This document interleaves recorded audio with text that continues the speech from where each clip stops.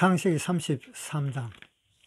야곱이 눈을 들어보니 에서가 400인을 거느리고 오는지라 그 자식들을 나누어 레아와 라헬과 두 여종에게 맡기고 여종과 그 자식들은 앞에 두고 레아와 그 자식들은 다음에 두고 라헬과 요셉은 뒤에 두고 자기는 그들 앞에서 나아가되 몸을 7번 땅에 굽히며 그 형 에서에게 가까이 가니 에서가 달려와서 그를 맞아서 안고 목을 어긋맞기고 그와 입맞추고 피차 우니라.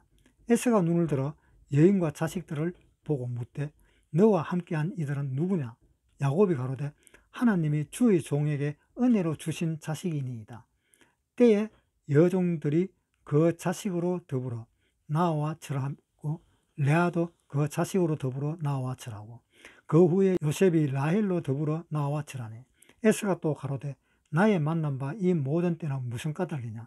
야곱이 가로되 내 주께 은혜를 입으려 함이니이다. 에서가 가로되 내 동생아 내게 있는 것이 족하니 내 소유는 내게 두라. 야곱이 가로되 그렇지 아니하니이다. 형님께 은혜를 얻어 사오면 청컨대 내 손에서 이 예물을 받았소서. 내가 형님의 얼굴을 배운 적 하나님의 얼굴을 본 것 같사오며 형님도 나를 기뻐하심이니이다. 하나님이 내게 은혜를 베푸셨고 나의 소유도 족하오니 청컨대 내가 형님께 드리는 예물을 받았소서 하고 그에게 강권하며 받으니라. 에서가 가로되 우리가 떠나가자. 내가 너희 앞잡이가 되리라. 야곱이 그에게 이르되 내 주도 아시거니와 자식들은 유약하고 내게 있는 양떼와 소가 새끼를 데려선 적 하루만 과히 몰면 모든 떼가 죽으리니 청컨대 내 주는 종보다 앞서 가소서. 나는 앞에 가는 짐승과 자식의 행보대로 천천히 인도하여 세일로 가서 내 주께 나아가리이다. 에서가 가로되 내가 내 종자 수인을 내게 머물리라. 야곱이 가로되 어찌하여 그리하리이까? 나로 내 주께 은혜를 얻게 하소서 하매 이날에 에서는 세일로 회정하고 야곱은 숫곳에 이르러 자기를 위하여 집을 짓고 짐승을 위하여 우릿간을 지은 거로 그 이름을 숫곳이라 부르더라. 야곱이 바단 아람에서부터 평안히 가나안 땅 세겜성에 이르러 성 앞에 그 장막을 치고 그 장막 친 밭을 세겜의 아비 하몰의 아들의 손자 은 100개로 사고 거기 단을 쌓고 그 이름을 엘레로헤 이스라엘이라 하였더라. 이제 야곱이 길을 떠나는데요. 중간에 에서가 이제 마중 나온다는 소식을 들었습니다. 그런데 그 마중 나오는데 장장 군사를 400명이나 데리고 나옵니다. 그것은 죽이려고 아마 나왔을 것입니다. 왜? 야곱이 에서를 속이고 그 하나님의 축복을 가로채버리고 도망을 가버렸잖아요. 그것은 두고두고 기억이 날 것입니다. 얼마나 원통하겠어요. 무슨 일을 하다 보면 언뜻 생각나는 게 그 야곱 생각밖에 안 날 겁니다. 요놈이 오기만 와봐라. 내가 언젠가는 죽일 것이다 라고 생각을 했을 것입니다. 그래서 이 야곱은 겁이 났었어요. 그런데 야곱은 하나님 말씀을 좀 기억을 했었으면 좀 나았을 텐데 창세기 28장 13절부터 한번 보겠습니다. 13절에 또 본적 여호와께서 그 위에 서서 가라사대 나는 여호와니 너희 조부 아브라함의 하나님이요 이삭의 하나님이라. 너 누운 땅을 내가 너와 내 자손에게 주리니 내 자손이 땅의 티끌같이 되어서 동서남북에 편만할지며 땅의 모든 족속이 너와 내 자손을 인하여 복을 얻으리라. 내가 너와 함께 있어 너가 어디로 가든지 너를 지키며 너를 이끌어 이 땅으로 돌아오게 할지라. 내가 너에게 허락한 것을 다 이루기까지 너를 떠나지 아니하리라 하신지라. 야곱이 돌베개 베고 잠을 잤을 때 하나님이 야곱에게 한 말씀입니다. 하나님이 하나님의 뜻을 다 이룰 때까지 내가 네하고 함께 하겠다라고 이야기했습니다. 그런데 이 야곱이 이런 일을 잊어먹었을까요? 자기가 도망간 일을. 그래서 자기 형 에서를 만났습니다. 만나가지고 절을 갖다가 7번씩 합니다. 절을 7번 한다는 것은 무슨 뜻일까요? 하나님 앞에 절을 7번 한다 하는 그런 뜻 아닐까요? 야곱이 에서를 볼 때 내가 하나님을 배운 것 같다라고 이야기했습니다. 이것은 야곱이 실질적으로 진정으로 그렇게 말을 했을 수도 있겠고, 또 어떻게 보면은 이 야곱이 한마디로 어떤 그 속말로 뭐라 그럴까, 아양을 떤다 그럴까, 뭐 그러한 식으로 생각할 수도 있을 것입니다. 야곱은 그렇게 절을 7번씩 하면서 에서에게 나아갑니다. 그래서 이 에서가 군인을 400명이나 데리고 왔는데 그냥 돌아간 것은 하나님이 에서에게 개입이 됐다는 뜻입니다. 하나님이 바단 아람에서 그 라반에게 개입이 되어서 선악간에 말하지 말라는 그 말씀처럼 분명히 에서에게도 하나님은 이야기를 했을 것입니다. 야곱과 에서는 이제 화해를 했습니다. 화해를 해야만이 무엇을 하더라도 할 수가 있습니다. 이제는 에서가 자기를 죽일까봐 라는 그러한 걱정 없이 살게 되었습니다. 이제 하나님만 생각하면서 살면 됩니다. 이 이야기가 하다가 보면 무슨 이야기가 생각나는가 하면 제가 구원받았을 때의 생각이 납니다. 저도 중학교 한 2학년 정도 요래 되었을 때, 그 당시에는 이 교회가 천막교회가 유행을 했었어요. 그래서 천막교회가 유행할 때에 그 천막교회에서는 또 부흥회가 유행했었습니다.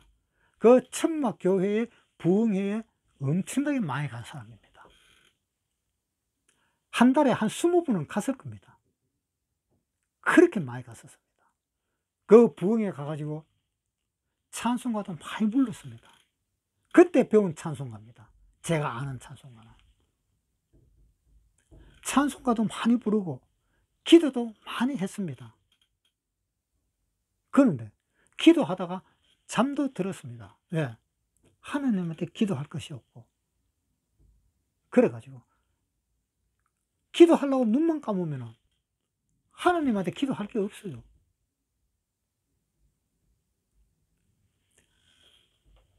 그래서 한 3년을 다녔는데 내가 화해를 하더라고요. 왜냐하면 마태복음을 보면 마태복음 5장 22절, 나는 너희에게 이르노니 형제에게 노하는 자마다 심판을 받게 되고 형제를 대하여 나가라 하는 자는 공회에 잡히게 되고 미련한 놈이라 하는 자는 지옥불에 들어가게 되리라. 그러므로 예물을 제단에 드리다가 거기서 내 형제에게 원망 들을 만한 일이 있는 줄 생각나거든 예물을 제단 앞에 두고 먼저 가서 형제와 화목하고 그 후에 와서 예물을 드리라. 너를 송사하는 자와 함께 길에 있을 때에 급히 사와라. 그 송사하는 자가 너를 재판관에게 내어주고 재판관이 관이에게 내어주어 옥에 가둘까 염려하라. 진실로 내게 이르노니 내가 호루라도 남기 없이 다 갚기 전에는 결단코 거기서 나오지 못하리라. 자, 여기 보니까 화해를 하라 그랬어요. 네가 하느님 앞에 제단에 뭘 드리다가도 네 형제에게 어떤 문제가 있어서 그 문제가 해결이 안 됐다면 빨리 가서 화해를 하라. 화해를 하고 난 뒤에 와서 나한테 예물을 드려라. 이 말이 무슨 말입니까? 내가 내 형제하고 무슨 문제가 있다, 어떤 사람에게 무슨 문제가 있었던 그것을 일단 화해부터 하고 예물을 드려라. 일단 화해부터 하고 교회에 나와서 하나님께 예배를 드려라, 이 말입니다.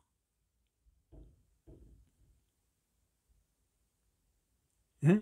이 말이 그렇게 중요한 이야기예요. 내가 내 친구와 싸웠는데 교회에 와서 예배를 드린다? 그거 안 돼요. 그거 안 됩니다. 그거 헛일이에요. 자, 26절에 진실로 내게 이르노니 네가 홀이라도 남김이 없이 다 갚기 전에는 결단코 거기서 나오지 못하라. 결단코 너는 지옥에서 못 나온다. 하나님한테 예배 드리려면은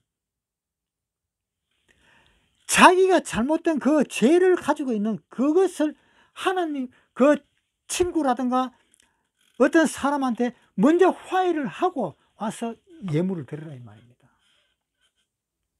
안 그러면 해결이 안 돼요. 자, 한번 보세요. 시편 66장 18절. 내가 내 마음에 죄악을 품으면 주께서 듣지 아니하시리라. 내가 내 마음에 죄악을 품으면 하나님은 안 듣는다, 이 말입니다. 내가 친구하고 싸웠는데 그 친구 싸워가지고 미워 죽겠는데 그 미워하는 그 마음을 가지고 하나님께 기도하면은 하나님은 안 듣는다, 이 말입니다. 그래서는 내 마음에 죄가 있는데 하나님이 들으시겠어요? 자, 18절에 다시 읽어보겠습니다. 내가 내 마음에 죄악을 품으면 친구가 싸웠는데 그놈을 어떻게든 간에 해야 될 건데 라고 죄악을 품으면 주께서 듣지 않는다, 이 말입니다. 그래서 저는 이 성경 구절을 그 당시에는 몰랐습니다. 그 당시에는 이런 성경 구절도 몰랐고요. 이렇게 성경을 많이 보지도 않았고요. 그런데 내가 기도를 한다든가 뭘 하려고 그러면 기도가 안 돼요. 왜? 죄 때문에. 그래서 이 죄를 어떻게 하면 좋겠느냐고 하나님한테 계속 이야기를 했습니다. 그런데 하나님은 듣지를 않아요. 들었는지 안 들었는지 전혀 모르니까 안 들었다고 생각을 해야 되지요. 그렇잖아요. 내가 학교에서 시험을 쳤습니다. 시험을 쳤는데 시험을 치고 난 뒤에 와서 내가 가채점을 해보는데 이거는 맞는지 틀린지 모르겠다 하는 것은 어떻게 해야 돼요? 무조건 틀렸다고 해야 되죠. 그래야만이 나중에 선생님이 불러주는 그 점수와 내가 채점하는 점수가 거의 같아질 수가 있잖아요. 내가 이거는 이게 맞는지 저거 맞는지 잘 모르겠다 하는 것은 무조건 틀렸다. 확신이 없으니까. 확신이 없는 것은 무조건 틀린다. 무조건 구원받은 것이 아니다. 확신이 없는 것은. 그렇잖아요. 그러니까 내가 하나님한테 기도를 했는데 하나님이 들으시는지 안 들으시는지 모른다. 그러면 무조건 안 듣는다고 생각을 하는 겁니다. 안 듣고. 그래서 저는 마음에 소원을 가지고 있었습니다. 하나님, 무슨 말이라도 좋으니까 무슨 말이라도 한마디만 좀 해주십시오. 그러면은 내가 하나님을 부를 때 하나님, 내가 여기 있다 하는 말이라도 한마디라도 해주시면은 내가 하나님을 믿겠습니다. 대답을 안 하니까 내가 어떻게 하나님을 믿을 수 있습니까? 그렇게 하나님한테 애걸 복구를 했습니다. 그런데 대답이 없어요. 그런데 대답이 없어요. 네. 그래서 저는 포기를 했습니다. 교회를 포기를 하고 계속 죄만 짓습니다. 그런데 어느 날 내가 성경책도 보고 또 집사람이 가져온 조그마한 책도 보고, 조그마한 책자를 보고 저는 화해를 했습니다. 아, 이제 화해했다. 화해하니까 얼마나 마음이 편한지 몰라요. 화해를 하고 나면은 자기 마음에 엉어리가 쳤던 것이 확 풀리는 겁니다. 저는 예수님과 화해를 했습니다. 그 화해한 날이 1980년 8월 22일 저녁 11시입니다. 네. 그것을 화해를 하고 나니까 얼마나 마음이 편해졌는지 모릅니다. 아마 그 마음이 야곱이 에서와 해결을 하고 화해를 했을 때 그 마음이 얼마나 가뿐하고 얼마나 좋았겠습니까? 그 가뿐한 그 마음을 제가 가졌습니다.